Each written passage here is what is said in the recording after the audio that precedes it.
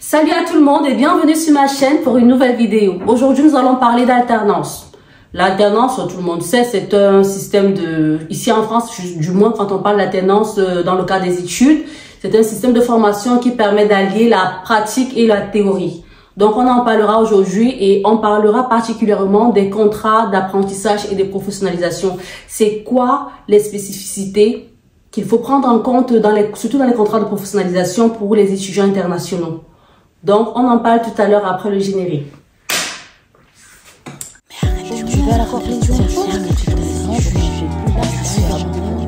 Alors, pour revenir sur la définition de l'alternance, en gros, l'alternance, c'est un système de formation qui permet d'allier, comme je l'ai dit tout à l'heure, la théorie et la pratique.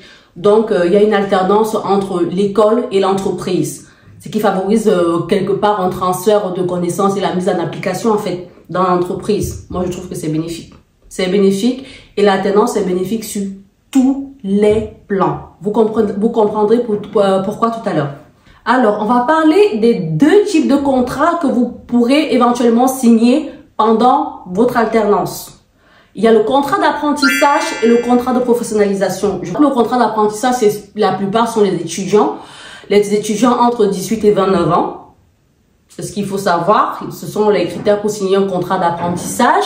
Ce sont des personnes qui n'ont pas encore travaillé dans le domaine pour lequel ils ont été formés. Donc, ce sont des personnes qui ont continué les études, peut-être ont dû arrêter, peut-être pour un cas de maladie et tout. Mais c'est vraiment un système continu. Après le post-bac, là, le système est continu. Et pour le contrat de professionnalisation, ce sont des personnes justement qui ont déjà eu à travailler dans le domaine dans lequel ils ont été formés et qui reviennent continuer les études peut-être pour upgrade, voilà. Donc là, vous allez signer un contrat de professionnalisation. Le contrat de professionnalisation, lui, par contre, c'est tout âge, à tout âge. Mais ce qu'il faut savoir, ce qu'il faut retenir, c'est que à 30 ans, vous ne pouvez plus signer un contrat d'apprentissage. À 30 ans, c'est un contrat de professionnalisation obligatoirement parce qu'on se dit à 30 ans, vous avez déjà quand même travaillé. D'accord? Donc, ce sont les premiers éléments qu'il faut retenir. Alors, on va commencer par aborder la question du financement des frais de scolarité. Mais quand je vous dis que l'alternance, c'est la base des études. Que vous soyez en... Déjà, ce que j'ai pas dit, c'est que, en fait, que vous fassiez votre CAP, votre bac pro, BTS, licence ou master, vous pouvez faire l'alternance. Vous pouvez faire une alternance en fonction de l'âge, comme je l'ai dit tout à l'heure. Donc, pour moi, l'alternance, c'est la base. Parce que c'est bénéfique à tous les niveaux.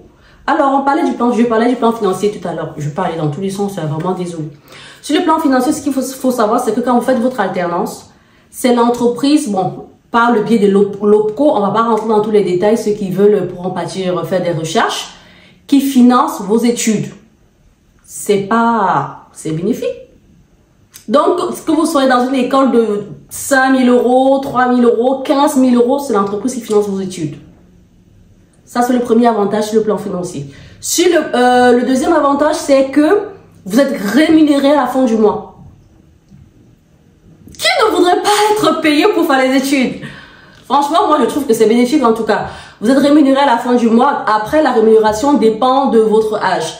Il faut savoir que pour les contrats d'apprentissage, vous êtes rémunéré, après il y a plein de calculs, mais ce que je sais, c'est que entre 25 et 29 ans, vous touchez le SMIC.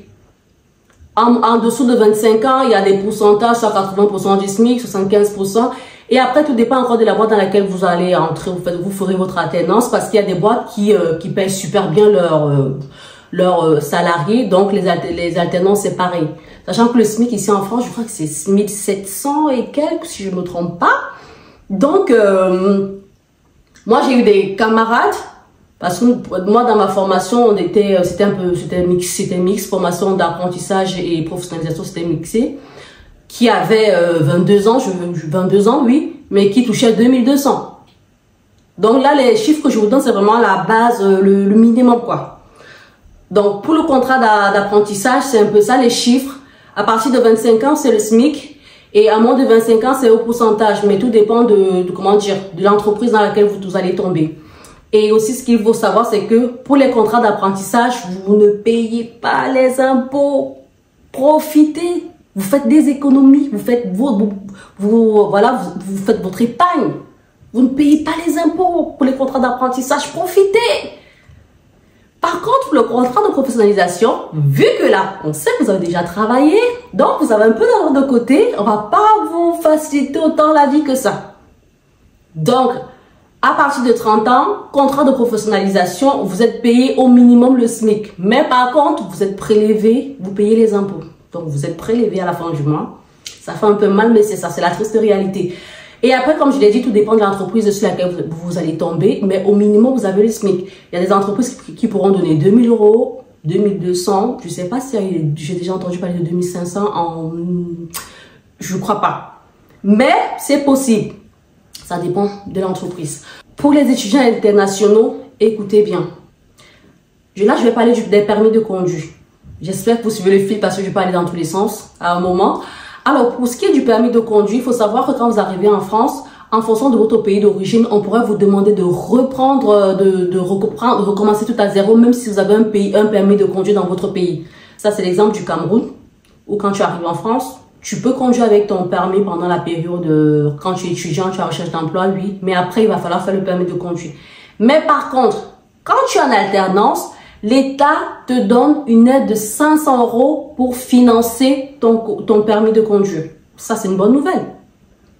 Donc, tous ceux qui ont la possibilité, profitez-en, faites votre permis tant que vous êtes étudiant parce qu'il y a une aide de l'État. Donc, on va pas cracher dessus. Donc, sur le plan financier, c'est un autre gros avantage, pour moi, c'est un autre gros avantage. Donc, on a dit premièrement, tu fais les études.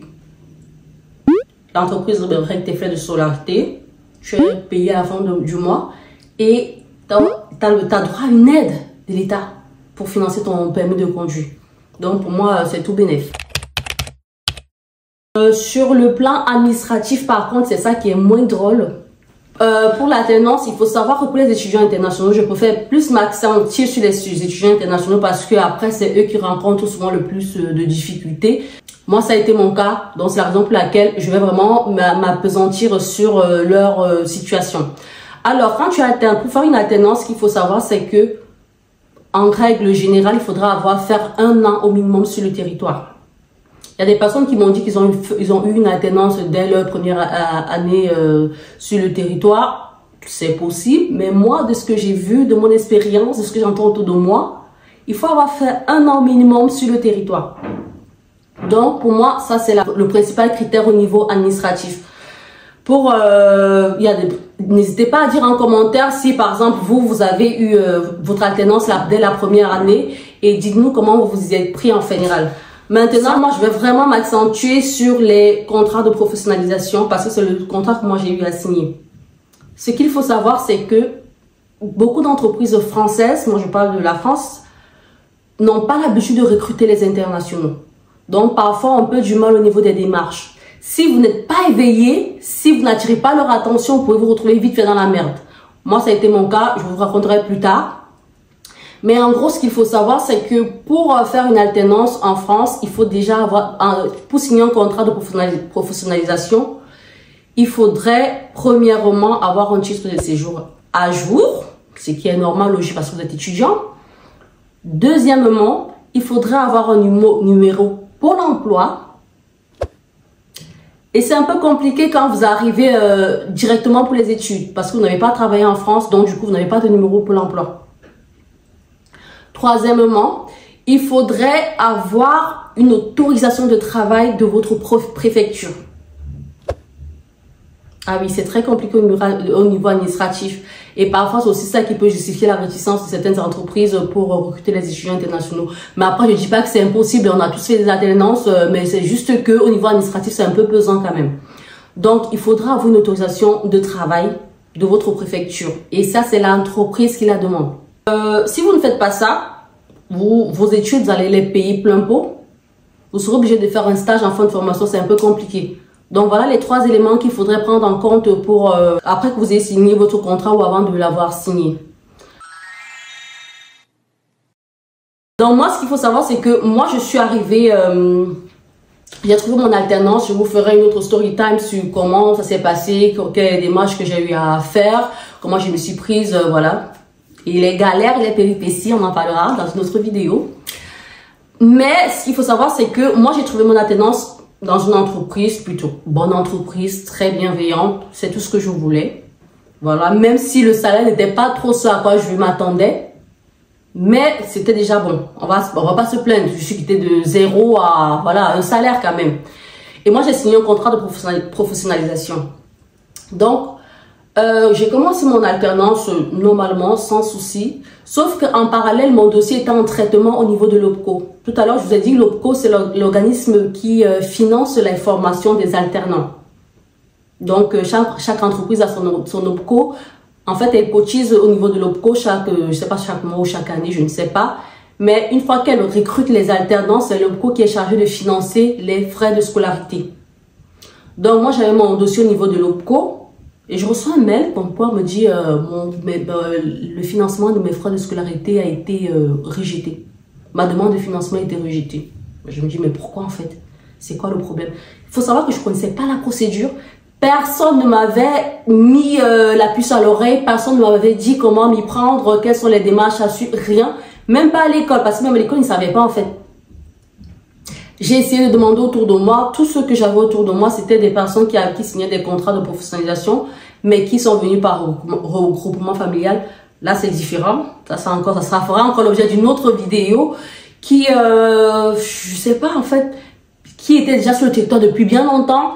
Donc moi, j'avais personne autour de moi justement pour me donner les informations. Donc quand je reçois un premier rejet, je me dis, mais qu'est-ce qui se passe? Je me questionne et là, tu te dis, tu commences à stresser. Moi, j'ai commencé à stresser. Je me suis dit, bah, mais qu'est-ce qui n'a pas marché?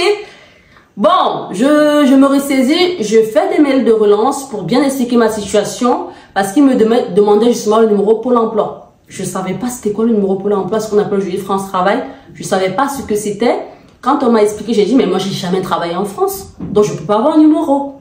Et moi, je me disais, bon, si j'ai pas travaillé, j'ai pas un numéro, normalement, ils sont censés comprendre. Donc, sauf que non. C'est une condition sine qua non pour que les frais de scolarité soient financés. Dans l'OPCO, ils ont commencé à voilà, à chaque fois je recevais des mails de rejet. J'ai contacté le service juridique de l'entreprise parce qu'il faut savoir que moi j'avais commencé mon alternance. Les frais de scolarité n'étaient pas encore réglés, mais j'avais commencé mon alternance.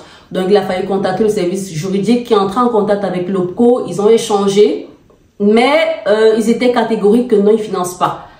Il faut savoir que pour un début, ils m'ont dit, bon, essaie de trouver un numéro Pôle emploi, on verra.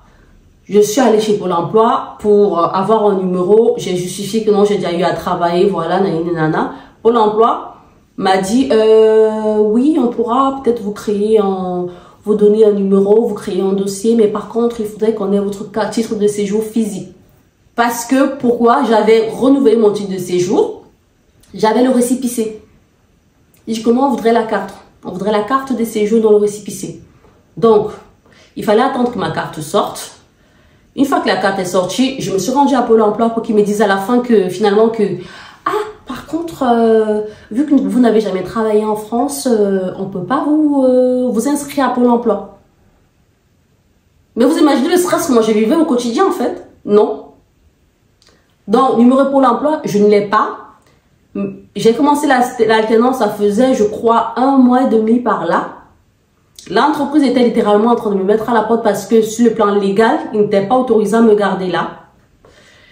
Et ce que j'avais oublié, c'est qu'il fallait une autorisation de travail. Ça aussi, je ne savais pas. C'est en échangeant avec, je ne sais pas si c'était avec une amie ou alors sur Internet. Non, c'est mon petit frère qui me met la puce à l'oreille. Est-ce que ton entreprise a demandé une autorisation de travail pour toi? Je me dis, mais pourquoi faire en fait? Je suis en alternance. Et là, il attire mon attention parce qu'en tant qu'étudiant, en France, on a le droit de travailler pendant 950 ou 960 heures, j'ai plus le nombre d'heures exact, mais c'est qui est l'équivalent de 20 heures par semaine. En gros, 6 mois par an. Et moi, dans mon contrat, je travaillais 38 à 35 heures la semaine. Donc, c'était déjà bien au-delà. Donc, si je continuais sur toute l'année, il aurait bien fallu à un moment que je rembourse le supplément, le trop perçu en fait à l'État. Je ne sais pas si vous suivez le fil ou pas. Donc là, il me met la puce à l'oreille que est-ce que ton entreprise a fait la demande de l'autorisation de travail? Parce que moi, mon entreprise, elle a fait direct. Et là, ça commence à me stresser. j'ai pas les frais de scolarité payés. Il faille demander encore à l'entreprise l'autorisation de travail. Déjà, ils sont remontés parce que, bon, voilà, ils se trouvent avec une alternante comme ça qui, finalement, la situation est un peu compliquée. Ils ne s'y attendaient pas. Donc, moi, imaginez mon stress. Donc, l'entreprise, ils prennent sur eux. Franchement, Dieu merci, parce que après, ils étaient adorables. Elle était adorable, l'entreprise, en gros. Les responsables, ils étaient trop gentils. Parce qu'après, vu qu'avec le pro, c'est pas passé, ils ont dit refus catégorique et définitif. J'étais très blessée, j'ai pleuré, je me suis dit, bon, ça se trouve, mon alternance, elle est dans l'eau, il va falloir que je trouve de l'argent, je sais pas où trouver de l'argent là pour financer mes études, parce que après, c'était assez coûteux. Donc, l'entreprise ils m'ont fait un mail disant que, ok, ils prendront dans leur caisse personnelle pour financer mes études. Mais j'étais trop contente. Mais par contre, là, c'était pas la fin, en fait. Non, c'était pas fini. Parce que, comme je vous ai dit précédemment, il y avait le problème. Il fallait demander une autorisation de travail. Déjà, avec tout le stress qu'il y avait autour de justement de ce problème de financement-là, il fallait que je retourne vers eux pour leur dire, en fait, oui, vous avez financé, mais par contre, il faudra aussi demander une autorisation de travail à la préfecture. En fait, ça donnait l'impression que j'étais au courant de tout ça, de toutes les démarches qu'il fallait entreprendre, mais que j'ai pas voulu leur en parler. Ça, clairement, c'est l'impression que ça donnait, pourtant pas du tout. Moi-même, j'étais pas au courant.